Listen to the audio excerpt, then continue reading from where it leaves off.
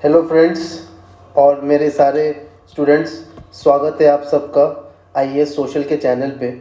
आज की class probably आपकी लाइफ की one of the best class होने वाली है, जिसमें we are going to listen about and read about medieval history. देखिए, ये जो मिडिवल हिस्ट्री के टर्म्स है ना, ये अक्सर एग्ज़ाम में पूछे जाते हैं और इनको डिफरेंट डिफरेंट सेगमेंट्स में मैंने तोड़ दिया है। जैसे कि आज हम देखेंगे administration of the medieval history. तो मिडिवल हिस्ट्री की एडमिनिस्ट्रेशन के जो इम्पोर्टेंट टर्म्स है, जहाँ से सवाल पूछे जाते हैं, आज हम उसको देखेंगे। और over a period of time, जैसे पार्ट 2, पार्ट 3, पार्ट 4 हमारा आएगा सी, तो उसमें हम फाइनेंस एंड एडमिनिस्ट्रेशन, टैक्सेशन, इसके टर्म्स देखेंगे। तो मैंने पूरे मिडिवल हिस्ट्री के टर्म्स को डिफरेंट डिफरेंट पार्ट में तोड़ दिया है और कोशिश हमारी ये है कि आपको जो है एकदम एग्ज़ाम रेलिवेंट कंटेंट दिया जाए। देखिए, जब आप मिडिवल हिस्ट्री को पढ़ना शुरू करते हैं तो अक्सर हम ये देखते हैं कि students what they face is कि सर एकदम रैंडमाइज्ड होता है, ठीक है, और वर्ड्स जो हैं वो समझ नहीं पाते and it turns out to be a memory exercise कि यार इसको जितना रट लो उतना अच्छा है। तो आज की क्लास में what I am going to do is I am going to make this unique. This will be a very unique learning experience. मैं आपको एटीमोलॉजी का मतलब है कि जो वर्ड्स के ओरिजिन होते हैं उनके बेसिस में समझाने वाला हूँ मिडिवल हिस्ट्री के सारे terms. And I am pretty much sure by the end of the video you will like, share, subscribe and also ensure that आपके मिडिवल हिस्ट्री के एक भी क्वेश्चन इस तरह के टर्म्स वाले गलत ना हो। तो सबसे पहली चीज़, चलिए हम ये समझते हैं कि ये क्यों ज़रूरी है। तो ये ज़रूरी इसीलिए है क्योंकि ये पूछा जा रहा है एग्ज़ाम में बार बार। ज़्यादा तो मैंने सवाल नहीं उठाए एग्ज़ाम्पल्स के लिए, क्योंकि एग्ज़ाम्पल्स उनको देना है जिन्हें चीज़ें समझ में नहीं आ रही। बट आपको तो ये पता ही है कि ये क्यों इम्पोर्टेंट है एग्ज़ाम के लिए। सबसे पहली चीज़, जैसे 2022 में पूछा था फनम, 2022 से 21 में पूछा था फनम कुल्हा दारन, ठीक है। और ये correct sequence of order medieval India में साइज़ के सीक्वेंस में पूछा था कि डिफरेंट डिफरेंट साइज़ के सीक्वेंस में बताइए कि क्या करेक्ट ऑर्डर है।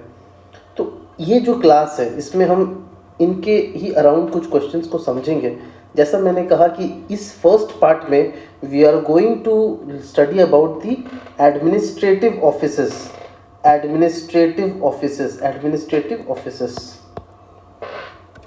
देखिए, मेरी जो क्लास है उसकी ख़ास बात ये होती है कि मैं जनरली अपनी क्लास में स्टूडेंट से ये एक्सपेक्ट करता हूँ कि वो अपने कंटेंट को लिखें, जो बताया जा रहा है उनको लिखें, ठीक है। और कहानी है एक, कहानी को सुनिए और कहानी को समझने की कोशिश कीजिए, ठीक है। तो चलिए शुरू करते हैं। The administrative offices of Delhi सल्तनत। एंड दिल्ली सल्तनत जो है, यहाँ पे वर्ड ही जो है वो सुल्तान से आता है। सुल्तान कौन था? सुल्तान जो था बगदाद में एक खलीफ था।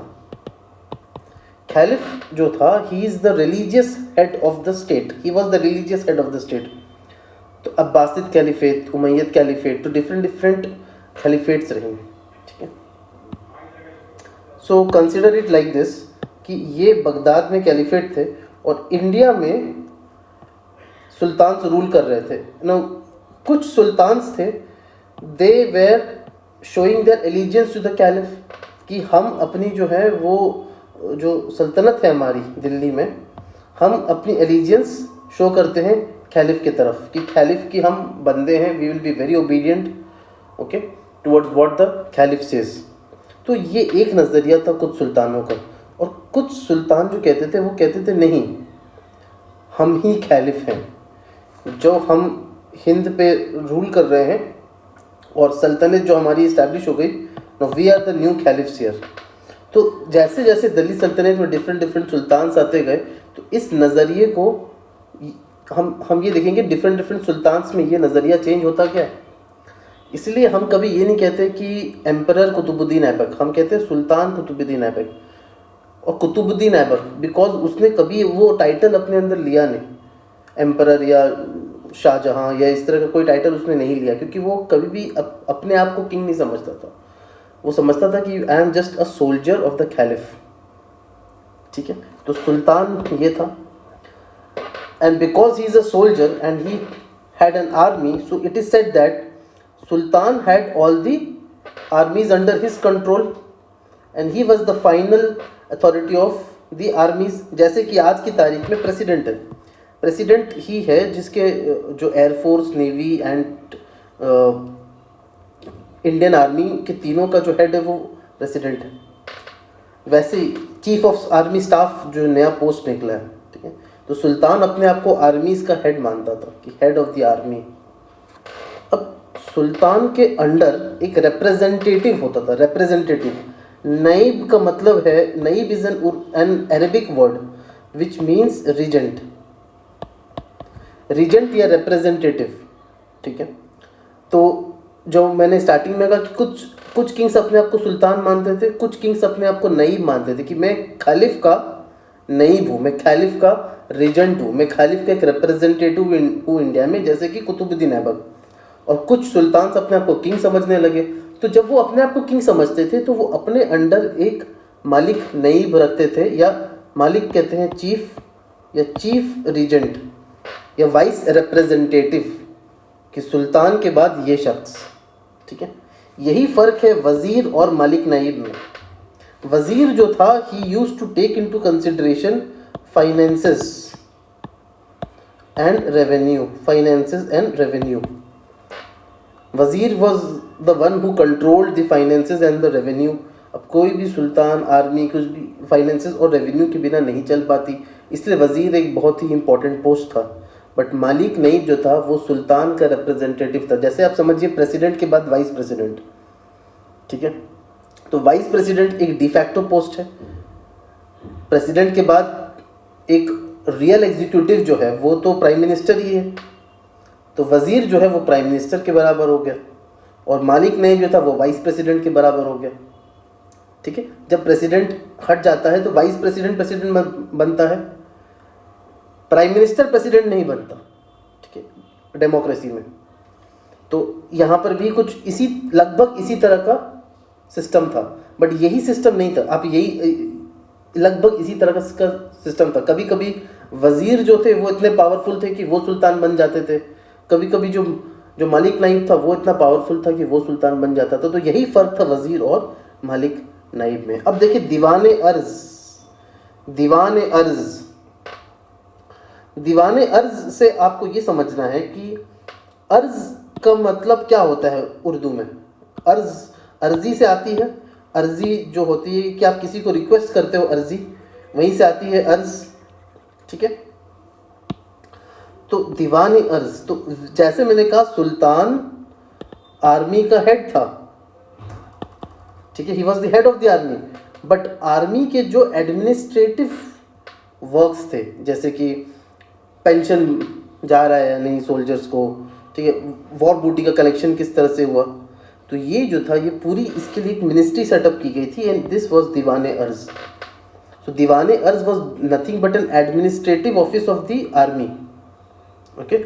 और मालिक का हमने क्या देखा था, मतलब चीफ या हेड।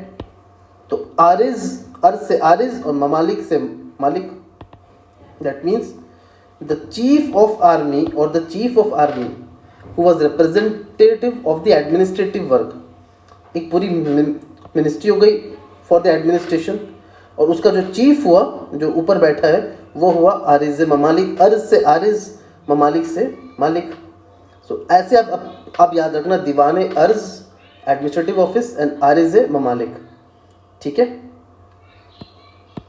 आगे बढ़ते हैं, ओके। अब आते हैं दीवाने रिसालत पे। दीवाने रिसाला, ठीक है। सलात का मतलब होता है prayer. Salat is an Arabic word which means prayer. इसलिए आपने मुस्लिम्स को देखा होगा, वो कहते हैं यार सलात का वक्त हो गया, या अजान आ रही है, तो अजान होती है सलात। सलात मतलब नमाज, ठीक है, प्रेयर। तो दीवाने रिसालत was the office for religious affairs, office for religious affairs, office of religious affairs. देखिए मैक्सिमम वर्ड्स जो इसमें पर्शियन एंड अरेबिक एटिमोलॉजी की हैं, ठीक है। तो आपको पर्शियन और अरेबिक एटिमोलॉजी समझनी पड़ेगी। सलात मतलब प्रेयर, और इसलिए दीवाने रिसालत, that means the ministry for religious affairs. अब खैरात कहते हैं ना, यार मुझे ये ज़मीन खैरात में नहीं चाहिए, यार मुझे ये ना आप तो ऐसे कर रहे हो जैसे आप मुझे कोई भीख दे रहे हो, कोई खैरात दे रहे हो। खैरात का मतलब होता है चैरिटी, इसलिए Diwan Khairat was the ministry of charity. Diwan Insha, now this is important, this is important for a multiple times we will be repeating this, okay, and we have to understand this. Diwan Insha is a very interesting office. Insha, Insha से हम सुनते हैं, Muslims अक्सर कहते हैं इंशाअल्लाह. इंशा का मतलब होता है writing, writing what God has willed या व्हाट गॉड हैज़ रिटन या इंशाअल्लाह. वैसे दीवान इंशा मतलब राइटिंग. तो इंशा का मतलब होता है writing and Diwan Insha the ministry of writing. और राइटिंग से क्या मुराद है? राइटिंग से मीनिंग है communication. Communication, that means ministry of communication, because most of the communication used to happen through writing. उस वक्त तो वो था नहीं कि आपने सेलफोन घुमाया और किसी को कॉल लगा दिया, यार आज तुमसे जंग लड़ने का मन हो रहा है तो बस हम आ रहे तुमसे जंग लड़ने के लिए, ठीक है. सो दीवान इंशा जो थी which was writing and communication. Email का भी ज़माना नहीं था कि आपने भेज दिया email to from Akbar to Birbal, CC में डाल दिया दो लोगों को, यार आपकी जो टेरिटरीज है वो हमें चाहिए, ठीक है. तो दीवान इंशा writing, it all used to happen through the writing, okay. अब इसको याद रखना क्योंकि मैं आगे एक और ऑफिस के बारे में बताऊंगा एंड वहाँ से हम इसको लिंक करेंगे और बेहतर तरीके से समझ पाएंगे. तो ये सारी मिनिस्ट्रीज़ हो गई यहाँ पे, दीवान आरिस, दीवान रिसालत, दीवानी खैरात, दीवान इंशा. अब धीरे धीरे और आते हैं. कोतवाल हो गया, कोतवाली जो आज भी होती है कोतवाली, जो लॉ एंड ऑर्डर देखता था, लॉ एंड ऑर्डर कोतवाली. काजी, काजी कहते हैं जज को, काजी कहते हैं जज को. One who interprets the Islamic law, one who interprets the Islamic law, qazi जज. तो दीवान क़ज़ा हुआ क्या? दीवान मतलब मिनिस्ट्री, क़ज़ा मतलब justice, so it will be ministry of justice. और काजी ममालिक मतलब, मालिक का क्या मतलब बताया था मैंने? Chief, so chief justice. काजी मतलब जज, देखिए काजी मतलब चीफ जज और चीफ जस्टिस. चंद्रचूड़ जी हमारे काजी ममालिक, ठीक है. मज़ा आ रहा है यहाँ तक? आई होप आप लोग सबको मज़ा आ रहा होगा यहाँ तक, ठीक है. आगे बढ़ते हैं.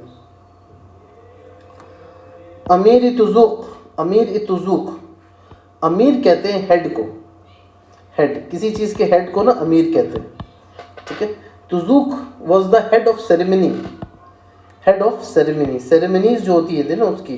अब इसकी बहुत अच्छी स्टोरी है अमीर तुज़ूक़ की. जो ऑफिस कैसे है? तो जलालुद्दीन खिलजी, ठीक है, Jalaluddin Khilji who had dispose this sultans, this slave dynasty के सुल्तान्स को जो हरा कर जलालुद्दीन खिलजी बना था, तो उसको अपने ना भतीजे से बहुत प्यार था और उस भतीजे से वो इतना मानता था कि उसने उसको हेड ऑफ सेरेमनीज बनाया और एक नया एडमिनिस्ट्रेटिव ऑफिस क्रिएट किया.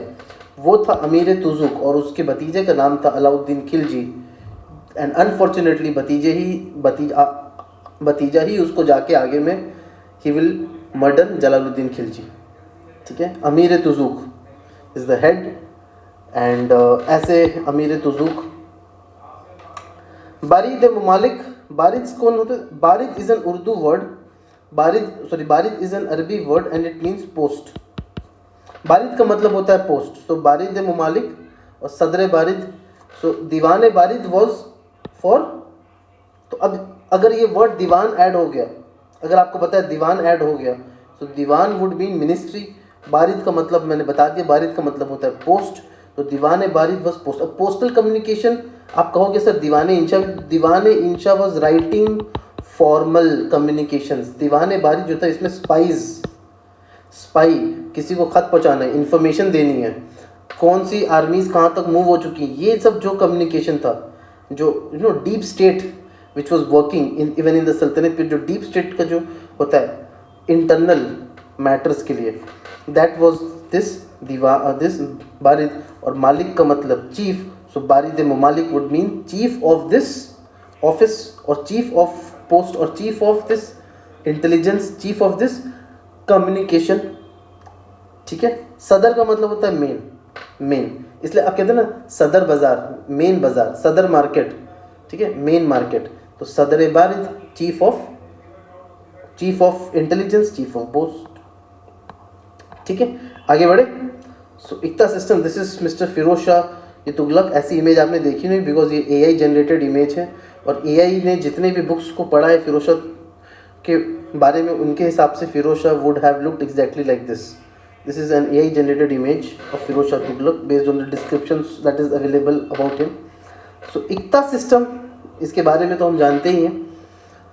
इक्ता सिस्टम की स्टोरी ये है कि iqta system it developed when lands were conquered. तो जैसे जैसे मुस्लिम नेशंस इंक्रीज हो रहे थे, ठीक है, and Islam was spreading, that is how iqtas used to come up. Iqtas basically एक तरह के लैंड थे क्योंकि वहाँ पर फ्यूडल सिस्टम था, feudal system. So there was a piece of land which was ruled by a chief. Now ये जो चीफ था ये अपने आप को मुक्ति कह देता था, मुक्ति कह देता था, ठीक है. This chief use to call muqti. इसके पीछे भी आप लॉजिक समझिए कि इसकी एटिमोलॉजी समझिए. पर्शियन में when ever mu is added to any word that becomes a pronoun. So इक्ता is a noun और इक्ता को होल्ड करने वाला मुक्ति. सफ़र का मतलब जर्नी, जो शख्स उस सफ़र को करता है मुसाफिर मतलब ट्रैवलर, ठीक है. इस्लाम इज़ अ रिलीजन, जो उसको फॉलो करता है मुसलमान. मुँह ऐड हो गया, ठीक है. तो जहाँ पे भी मुँह ऐड होता है ना वो pronunciation it becomes a pronoun. Okay, so Iqta system was the lands that were under the Islamic rule and lands that were under the Sultan, और उसको एक chief person use to handle उस land को और उसका नाम था मुक्ति, ठीक है. दैट पर्सन वॉज कॉल्ड मुक्ति. अब आप कहोगे सर खराज क्या था फिर? देखिए, आपको ये समझना है कि उस वक्त लैंड्स कॉन्कर हो रहे थे. द सल्तनत वॉज एक्सपैंडिंग. ओके, द सल्तनत was expanding it's reach with in India. जो न्यू लैंड्स कॉन्कर हो रहे थे, अब जो न्यू लैंड्स कॉन्कर हो रहे थे they were the lands of non Muslims, क्योंकि सल्तनत इनिशियली आ रही थी. तो जो न्यू लैंड्स कॉन्कर हो रहे थे वहाँ से जो टैक्स निकला उसको कहते थे खराज. खराज जो है वो एक अरबिक वर्ड है, खर्जा.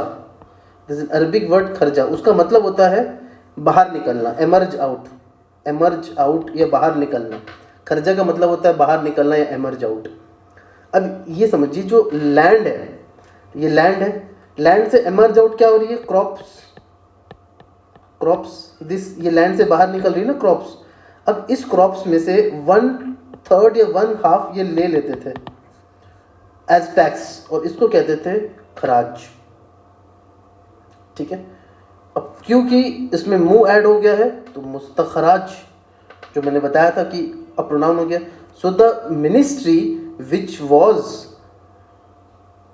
Accountable for bringing the revenue from this newly brought lands was Diwan Mustakhraj. और यही फ़र्क था इक्ता सिस्टम के लैंड्स में और दीवान मुस्तखराज में, ठीक है. और इसीलिए फिरोज शाह तुगलक ने इसने मुक्ति सिस्टम को हेरिडिटरी हटा दिया था. ही मेड श्योर दैट जो हेरिडिटरी, जो बाप की जागीर समझ के बैठे हुए थे वो उसको हटा दिया था, मुक्ति को, हेरिडिटरी सिस्टम. अब देखिए वाई आई से कि Delhi Saltanat was very very specialised is, जो नए लैंड्स कॉन्कर हो रहे थे वो मुस्तखराज.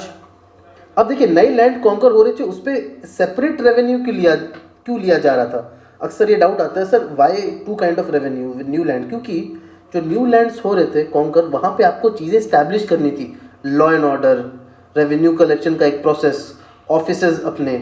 इसीलिए वहाँ से टैक्सेस थोड़े से ज़्यादा थे और क्योंकि वहाँ पे डिफरेंट तरह के स्पेशलाइजेशंस भी चाहिए थे, इसलिए जो मुक्तीज़ अपॉइंट होते थे यहाँ पे, इन जो न्यू लैंड्स पे जो मुक्तीज़ अपॉइंट होते थे they were more skilled, more qualified. कि यार देखो न्यू टेरिटरीज हमें दी गई. और जो ओल्ड लैंड था, जो एग्रीकल्चरल ओल्ड लैंड से जो आता था वो दीवान आमिर को, दिस मिनिस्ट्री दीवान आमिर को he was used for the agriculture revenue collection. ये बनाया था मोहम्मद बिन तुगलक ने. बेसिकली गंगा और यमुना 2 रिवर थी. इन 2 रिवर्स के बीच में जो द्वाब का जो रीजन आया, द्वाब कहते हैं, आब का मतलब होता है पानी, 2 का मतलब 2, मतलब 2 रिवर स्ट्रीम्स के बीच के जो लैंड है उसको कहते हैं द्वाब. तो एग्रीकल्चर द्वाब जब आया तो उस एग्रीकल्चर के जो रेवेन्यू जो इस द्वाब के लैंड, अब द्वाब का लैंड है, हमने पढ़ा है कि द्वाब का लैंड जो होता है वो इंटर फ्लूवियल प्लेन्स है तो वहाँ पे आपके खादर एंड भांगर, ठीक है, जो सबसे फर्टाइल सॉइल्स होते हैं वो होते हैं न्यूअर एलुवियम. अब now this is very very fertile, so obviously the cropping system would be high, so obviously the revenue that will get from the crop even that will be high. तो दीवान आमिर को का काम यही था कि उस agriculture से ये लाना. ठीक है, आई होप आप लोग को मज़ा आ रहा होगा और चीज़ें भी समझ में आ रही होंगी, लॉजिकली अब चीज़ें समझ में आ रही होंगी कि किस तरह से ये चीज़ें धीरे धीरे करके इवॉल्व हुई. अब आते दीवान बंदगान. दीवान मतलब मिनिस्ट्री, बंदगान, बंदा इज स्लेवरी. बंदा मीन्स स्लेवरी, क्योंकि वो स्लेवरी जो स्लेव्स थे ना, वो जो स्लेव्स आते थे टू हैंडल दैट स्लेवरी, जो स्लेव्स आ रहे हैं उनको देखना, उनके मतलब स्लेव्स प्रॉपर कहाँ से आ रहे हैं, ठीक है, कितना उनका रेवेन्यू बन रहा है, टैक्सेस क्या बन रहे हैं, ठीक है. और इन स्लेवरी ये जो स्लेव्स थे they used to work where, they used to work in the houses of royal courts, they used to work in the houses of this royal courts, courtiers के जो घरों में स्लेव्स काम करते थे मोस्टली. इसीलिए इन सब को मैनेज करने के लिए एक दीवान बंदगान बनाया हुआ था. ठीक है, स्लेवरी, दीवान वजारत एंड दीवान माली. सो जो वजारत वाज फॉर, जो मैंने बताया था वजीर का काम क्या था, रेवेन्यू एंड फाइनेंसेस, तो ओवरऑल सारे रेवेन्यू को देखना. दीवान वजारत, दीवान माली तो हाल माल जो देखता है, ठीक है, जो वो कहते हैं ना कि यार मेरे माल में इजाफा हो गया, यार मेरे माल में वृद्धि हो गई, कम हो गया यार, मेरी माली कम हो गई, इनकम्स, ठीक है, पेंशन्स, इनकम, ये सब चीज़ें दीवाने माली. शाहना जो कौन था, शाहना वाज चीफ ऑफ मार्केट. जो एक एरिया होता था मार्केट का, उस जैसे कि मान लीजिए ये एक टाउन है, ये एक टाउन है और ये एक टाउन है, तो इस टाउन का ये मार्केट, इस टाउन का ये मार्केट, इस टाउन का ये मार्केट, तो यहाँ पे एक शाहना होगा ए, यहाँ पे बी, यहाँ पे सी, डिफरेंट डिफरेंट मार्केट के ओनर्स होंगे शाहना. ठीक है, अब देखिए अगला जो है वो है वकील दर. दर का मतलब होता है घर. सुना होगा आपने गाना तेरे दर पे सनम हम चले आए. दर का मतलब होता है घर. वकील दार, वकील दार ये जो दीवाने बंदगान था ना, जो मैंने कहा था डिपार्टमेंट फॉर स्लेवरी, बंदा स्लेव्स के लिए, तो लेटर ऑन एफएसटी ने क्या किया था. FST is mister Firoz Shah Tughlaq, the old gentleman here. वकील दर, इसने ये स्लेवरी जो स्लेव्स थे ना, वकील दार में इनको कन्वर्ट कर दिया. ठीक है, कि ये जो है घर की देखभाली करेंगे. और जो रॉयल जो कोर्ट, अब आप कभी दिल्ली आए होंगे तो आपने देखा होगा महल इतने बड़े थे. अब इतने बड़े महल को राजा तो साफ़ नहीं करेगा, इसको साफ़ करने और मेंटेनेंस के लिए you need almost 40-50 people. Okay, so wakildar और ये स्लेवरी और ये सब चीज़ें जो देखना जो काम था, ये एफएसटी के अंडर ये सब हुआ था. तो I will be using these words, MBT Mohammad bin Tughlaq, FST Firoz Shah Tughlaq. और लेटर मुगल्स में ये वकीलदार सिस्टम को तो एबॉलिश भी कर दिया गया था कि और उनको दूसरे डिपार्टमेंट्स के तहत डाल दिया गया, और फिर वो जो थे कंप्लीटली हाउस होल्ड को ही देखते थे. ठीक है, इक्ता, शिक्स एंड परगनास, इस पे हम आएंगे later on, we will come on this. जवाबित, जवाबित क्या था. जवाबित, जवाबित का मतलब होता है रेगुलेशन. ठीक है, जैसे पढ़ते हैं ना, कुछ लॉज बनते हैं एंड कुछ रेगुलेशंस होते हैं. सो जवाबित वाज रेगुलेशंस.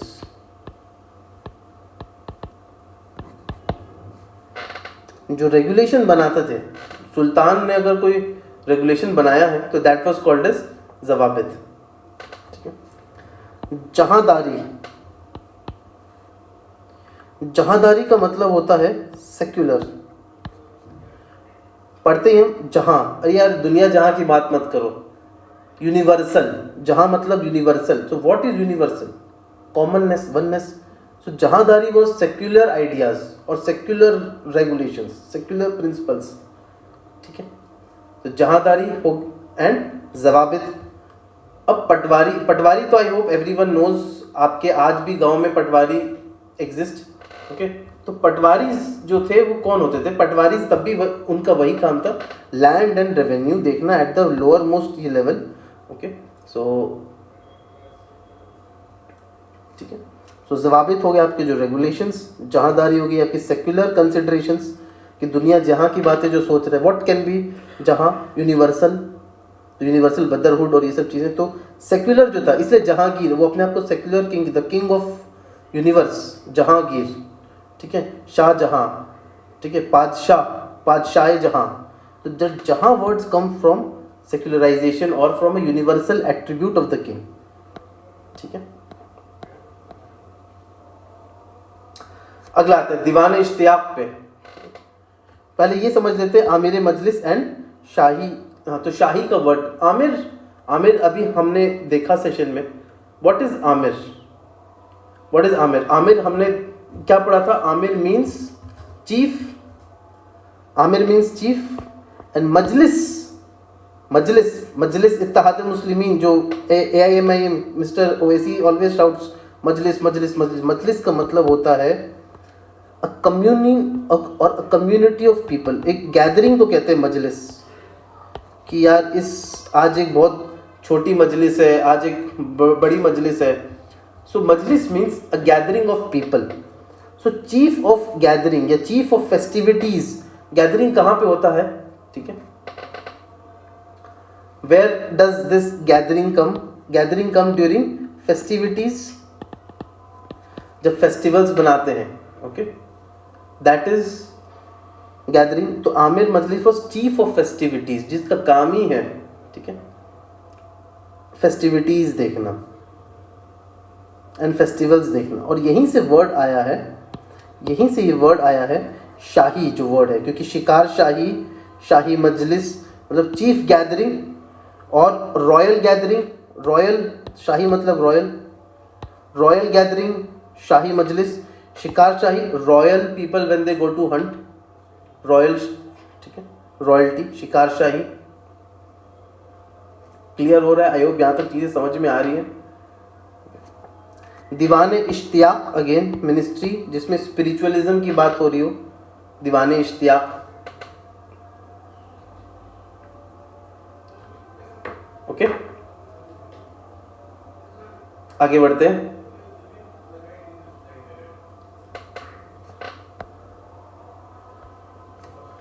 दाविर ममालिक, दाविर खास। दाविर का मतलब होता है a person who is doing the communication, one who is doing the communication. अब दाविर ममालिक कौन होगा? Just tell me who would be the chief of communication. यहाँ पे हमने क्या पढ़ा था? दीवान इंशा, इंशा was the head of communication, बरीद ममालिक chief of excuse me, chief of post और चीफ ऑफ दिस स्पाई और एस्पिनेज। वैसे ही दीवान इंशा राइटिंग एंड कम्युनिकेशन। तो जो दाविर ममालिक होगा या दाविर ख़ास या आमिर मुंशद, दाविर का मतलब था जो कम्युनिकेशन या दीवार इंशा को हेड करता था। तो मिनिस्ट्री ऑफ कम्युनिकेशन दीवान इंशा को जो हेड कर रहा था, दैट पर्सन वॉज दाविर ममालिक। मालिक का मतलब चीफ, दाविर ममालिक। तो दाविर ममालिक अक्सर दाविर ममालिक रिलेटेड टू, अब तो कभी नहीं होगा आपसे मिस्टेक, ठीक है। दाविर ममालिक related to a person who used to head the chief of that ministry of इंशा। उसको ऐसे याद रखना, इसको ऐसे याद रखना कि दाविर ममालिक जो था, दाविर, उसका दूसरा नाम अमीर मुंशी भी था। और अब देखो मुंह ऐड हो गया, तो मैंने क्या किया था, मुंह मतलब प्रोनाउन ऑफ शी, इंशा से शी। तो ये Munshi comes from that Insha, a person who is heading that, okay. Aamir chief of communication, ठीक है। तो जैसे जब दिल्ली सुल्तान को किसी किंग को ये भेजना होता था कि official diplomatic, ministry of external affairs का काम, आप ये समझिए दाविर ममालिक जो था ये मिनिस्ट्री ऑफ एक्सटर्नल अफेयर्स दिखता था। तो मतलब जैसे कि किसी डिप्लोमेट को कुछ लिख कर भेजना है या किसी किंग को ये भेजना है कि आप अब अपनी सुजर्निटी एक्सेप्ट कर लीजिए। अब यहीं से मुशरिफ ममालिक, ममालिक मतलब चीफ, मुशरिफ अकाउंटेंट। अकाउंट्स कौन रखेगा? जो शरीफ आदमी है, ठीक है, और आपका अकाउंट्स हमेशा क्लीन होना चाहिए। तो शरीफ से मुशरिफ, a person who will maintain that cleanliness of accounts. मुस्तौफी ए ममालिक, ऑडिटर जनरल। ममालिक हो गया चीफ, ठीक है, और मुस्तौफी अगेन तौफीक से मुस्तौफी, तो auditor general, auditor one who keeps an audit, one who keeps an audit and one who keeps an account. देखिए ये सब अलाउद्दीन खिलजी के अंडर था, this was all under Alauddin Khilji and this is very very important because Alauddin Khilji ने lot of financial reforms किए थे and he used to get a lot of this finances. Now most of this finances have to be kept in a very accountable way, क्योंकि उसको standing army maintain करनी थी। इसके पीछे logic है कि ये क्यों अकाउंट्स और ऑडिट ऑफिस उसने इस्टेब्लिश किया था।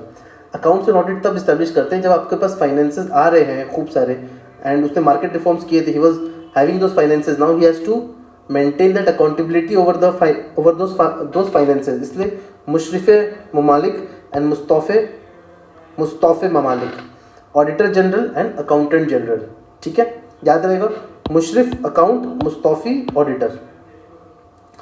अमीर हासिब, मेहमान नवाजी का काम था इनका, अमीर हासिब का। सो ही वॉज बेसिकली कि अगर किंग का कोई गेस्ट आया है, सुल्तान के कोई मेहमान आए हैं, तो इनका काम है कि मेहमान की नवाजी हो, ठीक है, और मेहमान की एकदम ध्यान रखी जाए और उनको एकदम मुर्गे और पाए खिलाए जाए। तो ये आमिर हासिब का काम था। इसका काम था ये देखना कि हिसाब जो है किंग का उनके लोगों के साथ अच्छे से रखा जाए, इसलिए आमिर हासिब। सदर उस सुदूर, सदर का मतलब मैंने बताया क्या था, सदर का मतलब होता है चीफ या मेन। सुदूर वॉज बेसिकली, सदर उस सुदूर था, ये वो मेन ऑफिस था जहाँ पे रिलीजन के रिलेटेड जितने भी फाइनेंशियल मैटर्स थे, ज़कात हो गया, ठीक है, या फिर मदरसे को एजुकेशन में कितना जाना चाहिए, ठीक है, उलेमास की सैलरी क्या होगी, तो सदर उस सुदूर का काम ये था। It was a religious office but more of administrative religious office. Diwan Risalat not administrative but of religious office to interpret the Sharia law, to interpret Quran, to interpret the different elements of religion, ठीक है, तो वो था दीवान रिसालत। And सदर सुदूर more like finances कैसे manage होंगे डिफरेंट ऑर्गेनाइजेशंस में, ठीक है। सरे Jahandar is head of the bodyguards, जो किंग के जो बॉडीगार्ड्स थे उसके हेड को सरे जहांदार कहते थे। अमीर दाद, अमीर बाहिर और अमीर अखूर, चीफ ऑफ बाहर अमीर बाहर मतलब port. So how do you go out of the country, either through ports और through roads. So Amir Bahar, chief of this roads and ports, वहीं से वर्ड आता है बाहर, क्या उसको बाहर जाना है। यार बाहर जाने के दो रास्ते हैं, सड़क से जा सकते, पोर्ट से जा सकते हैं, तो वहाँ पे जो जिसको बैठा दिया अमीर बाहर, इसलिए अखुर। खुर मतलब हूफ्स होता है, खुर मतलब हूफ्स। तो किसके हूफ्स होते थे, सबसे इंपॉर्टेंट जानवर कौन सा था उनके पास जो हूफ्स होते थे, हॉर्सेस, क्योंकि उनकी पूरी कैवेलरी जो थी दैट वाज हॉर्सेस। सो अमीर अखूर वाज वन हु मेंटेन्ड और the chief of that horses. So there was a different ministry, specific ministry, जिसका काम था ये देखना कि सारे हॉर्सेस की जो क्वालिटी है टॉप नॉच रहे। अब जंग में जा रहे तो थके हुए और पुराने घोड़े को लेकर नहीं जाओगे, ठीक है। सो अमीर अखूर का काम ये था देखना कि खुर से आता है, खुर मतलब हूफ्स, दैट मीन्स अमीर अखूर, चीफ ऑफ द हॉर्सेस और चीफ ऑफ दिस हॉर्सेस, ठीक है। दाद देना, किसी को दाद, किसी के आप दाद देते हो तो प्रेजल्स एंड अप्रेजल्स, ठीक है, किसी की तारीफ़ करना। तो अमीर दाद वॉज कि किंग के जो प्रेजेस हैं या जो मिनिस्टर्स के जो प्रेजेस हैं तो उनको देखना, ठीक है, अमीर दाद। नेक्स्ट, अब वो जो क्वेश्चन था उसको समझते हैं। तो 3-4 डिफरेंट लेवल्स हैं, ठीक है। पहले तो आपकी पूरी टेरिटरी हो गई सुल्तान की। अब सुल्तान की जो टेरिटरी थी वो डिवाइडेड थी डिफरेंट प्रोविंसेस में। एक प्रोविंस का मतलब था इक्ताज, ठीक है, प्रोविंस का मतलब होता था इक्ताज। इक्ताज के नीचे आते थे शिक्स, शिक्स के नीचे आते थे परगनाज, और परगनाज के नीचे आते थे विलेज। तो सबसे छोटा जो टेरिटरी था वो village, इक्ताज, six and then Parganas. इसी से वर्ड देखिए, जो इक्ता का हेड था उसका नाम क्या था, मुक्ति या वली, ठीक है। और जो नए टेरिटरीज लेकर आता था, नाजिर, वकूफ, ये सब उनका नाम है। जो मुख्तराज के जो खराज के जो खराज वाले जो थे टेरिटरीज, सबका नाम इक्ता ही था। सारे प्रोविंसेस का नाम इक्ता था। अगर ये ओल्ड स्टेट है तो भी इकता, नया लैंड आया तो भी इकता, बट इकता में जो लैंड होगा उसका क्वालिटी क्या होगा, खराज टाइप का होगा कि ये न्यू कॉन्कर्ड लैंड है। ठीक है, तो अब जो है ये सुल्तान की बाउंड्री एक्सपैंड हो गई, तो ये जो नया इकता बना, ठीक है, उसके अंदर या तो नाजिर वकूफ़, इसमें डिफरेंट डिफरेंट क्राइटेरिया है किस लिए कौन कब नाजिर बनता था, कौन कब वकूफ़ बनता था, वली कौन था, मुक्ति को, ये सब आपको नहीं पढ़ना है इतने डिटेल में। ठीक है, थोड़ा सा हम एडमिनिस्ट्रेटिवली इसको ये समझेंगे। सो इकताज जो थे प्रोविंसेस सब डिवाइडेड थे शिक्स पे। ठीक है, और शिक जो थे वो फर्दर डिवाइडेड थे परगनाज पे, परगनाज। ठीक है, और परगना में कौन कौन से ऑफिस थे, आमिल, मुशरिफ, मुनसिफ, अकाउंटेंट जो हो गया, ठीक है, जो इंसाफ देता है, मुनसिफ वर्ड ही देखिए इंसाफ से आता है, कानून गो और करकून, करकून इज क्लर्क, क्लर्क। अब परगना से भी सबसे लोएस्ट लेवल था गांव के लेवल पे, वहाँ पे चौधरी जो रिच लैंड ओनर था, चौधरी, पटवारी, खुद और मुकद्दम जो थे उसको हेडमैन को कहते थे। जो विलेज का जो हेडमैन होगा, जो विलेज का जो हेडमैन मतलब अ person who will sit and rule the village, जो विलेज का सिंगल हेडमैन होगा वो खुद या मुकद्दम, दोनों में से खुद बुलाते थे अगर छोटा विलेज है, मुकद्दम अगर बड़ा विलेज है। If the village headman is stronger and the village size is huge, so we call it muqaddam. And chowkidar obviously वो जो लॉ एंड ऑर्डर को देखता है, चौकीदार।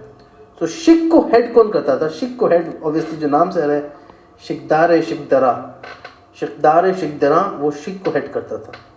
ठीक है, परगनाज, तो ये पूरा एडमिनिस्ट्रेटिव स्ट्रक्चर था। प्रोविंस हो गया, मुक्ति, वली, नाजिर, साहिब दीवान एंड शिकदार, ये सब थे प्रोविंसेस लेवल पे। स्टेट लेवल जो उसके नीचे जो लेवल हो गया, so a province can be, Awadh can be a province. Awadh का जो प्रोविंस था, वैसे 4-5 प्रोविंस ही थे, ज़्यादा प्रोविंसेस नहीं थे, पेशावर, अवध, ठीक है, राजपुताना, इस तरह के 3-4 प्रोविंसेस थे। तो अवध का जो इतना ह्यूज प्रोविंस था उसके अंदर फर्दर जो सब डिवाइडेड छोटे छोटे स्टेट्स थे, उसमें आमिल, बारिद, ख्वाजा, कोतवाल, मुहतसिब, देखिए जो हिसाब रखे, मुहतसिब और मुफ्तीज़। ठीक है, ये मेजर ऑफिसर्स थे जो डिफरेंट स्टेट्स के अंदर थे। आई होप ये पूरा स्ट्रक्चर आपको क्लियर होगा हो और ये पूरे नेमिंग के साथ आपको ये चीज़ें क्लियर हो गई होंगी अब कि दावीर ख़ास, आमिर मुंशी कौन थे, एडमिनिस्ट्रेटिव ऑफिसेस क्या थे। ठीक है, और एक बार आप इस लेक्चर को दोबारा देखिएगा ताकि आपको चीज़ें समझ में आए। ये again AI generated image of mister Alauddin Khilji, mister Alauddin Khilji and Ranveer Singh did a very good job, almost इनको इमिटेट कर लिया कि ऐसे ही दिखते थे अलाउद्दीन खिलजी साहब। तो मिनहाजुद्दीन सिराज जो थे बहुत फेमस एक राइटर हैं जिन्होंने अपनी बुक लिखी थी तबाक़त नसीरी, जो तबाक़त नसीरी जो इन्होंने बुक लिखी थी मिनहाजुद्दीन ने, उस बुक में इन्होंने अलाउद्दीन खिलजी उस बुक में इन्होंने इल्तुतमिश के बारे में लिखा था। तो कुछ मुझे रैंडम अच्छे फैक्ट्स मिले थे जो मैंने कहीं नहीं पढ़े थे, तो मैंने सोचा आपको वो 2 मिनट में बस ये बता दूँ, ज़्यादा वक्त नहीं लूँगा अब आपका। मिनहाजुद्दीन सिराज तबाक़त नसीरी, इन्होंने अपनी बुक में इल्तुतमिश को टाइटल दिया था ज़िल्लल्लाह फिल अमीन, ज़िल्लल्लाह the shadow of God on earth, ज़िल्लल्लाह फिल अमीन। ओके, सहाय याजदान, नज़ीरुद्दीन महमूद बलबान जो थे, नज़ीरुद्दीन महमूद एंड बलबान, इन दोनों को टाइटल मिला था सियाह याजदान, मतलब द पिलग्रिम ऑफ गॉड, मतलब खुदा का मुखबिर। आमिर खुसरो ने Kaiqubad is a very famous king of Turki and Persian region, Turki and Persian जो रीजन है वहाँ का किंग था कैकुबाद, उसको सिहाय याजदान पाक मतलब खुदा का शैडो, यही सेम नाम बार बार दिया जाता था उनको। सल्तनत ऑफ रूमी के थे ये कैकुबाद। तो आमिर खुसरो और इस सब से हम क्या समझने की कोशिश ये करें कि जो सूफीज़ हैं, जो उलेमास थे, they used to white wash the king's orders. अगर किंग ने कुछ बुरा भी किया है तो उसको इस तरह से पेश करना है जैसे कि हाँ आप ही सब कुछ हैं। कुतुबुद्दीन जो Mubarak Shah, he called himself खलीफतल अल्लाह, मतलब the caliph of Allah, under the guidance of Allah. Qutbuddin Mubarak Shah hardly he ruled for 4 years। Okay, Qutbuddin Mubarak Shah and try to build a few things around Mehrauli. और अपने आप को खलीफतुल्लाह बुलाया था उन्होंने। तो ये था लेक्चर हमारा, एंड आई होप आपको सारे एडमिनिस्ट्रेटिव जो भी चीज़ें थी वो क्लियर हो गई हों। कोई अगर आपका कोई भी डाउट है तो obviously you can shoot your doubts. और कहाँ पर, तो ये हमारे टेलीग्राम चैनल है IAS सोशल, और इंस्टाग्राम है, you can also follow me on Instagram Hashmi-esque, so that you can reach out to me and ask your doubts. I hope you have understood the major words of and the terminology of this essay. We'll meet again. Till then, take care. Bye bye.